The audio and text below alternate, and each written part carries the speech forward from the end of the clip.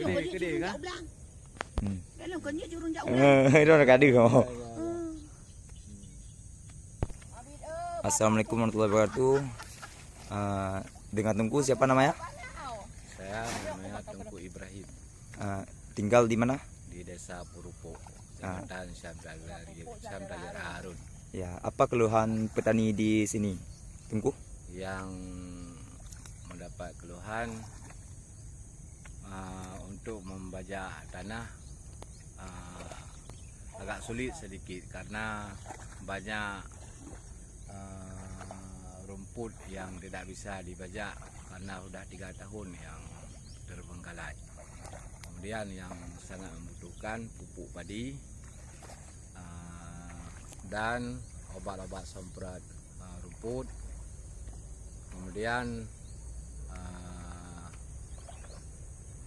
benih yang akan kita semai, benih yang agak tinggi batangnya, Ya. Sehingga nanti adalah keberuntungan bagi kita waktu panen yang bisa kita andalkan. Ya. Mohon izin dari pemerintahan, apa bantuan apa saja yang sudah diberikan dari pemerintahan? Kalau sekarang membajak tanah adalah 1-2 traktornya sudah mulai masuk, sedangkan yang lain belum disalurkan. Mungkin kadang-kadang ada, ya silakan, nggak apa-apa juga. Tapi kalau yang sangat membutuhkan obat semprot rumput dan pupuk padi, kemudian benih yang akan disemai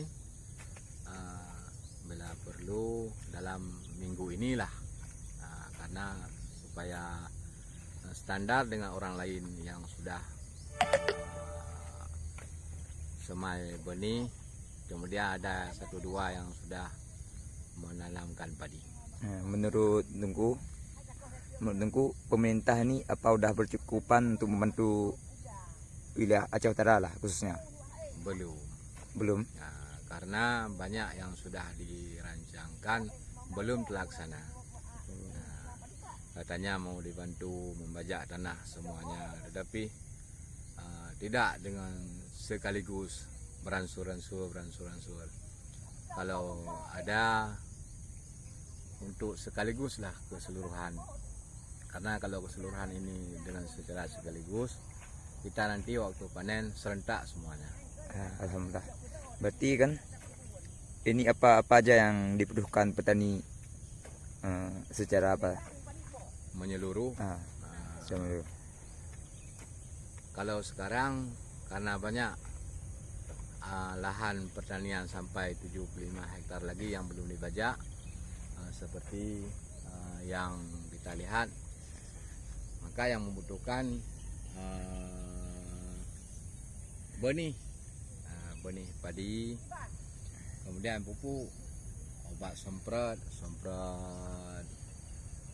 segala macam hama, kemudian keong-keong mas. Begitu sudah kita semai, langsung dimakan oleh keong.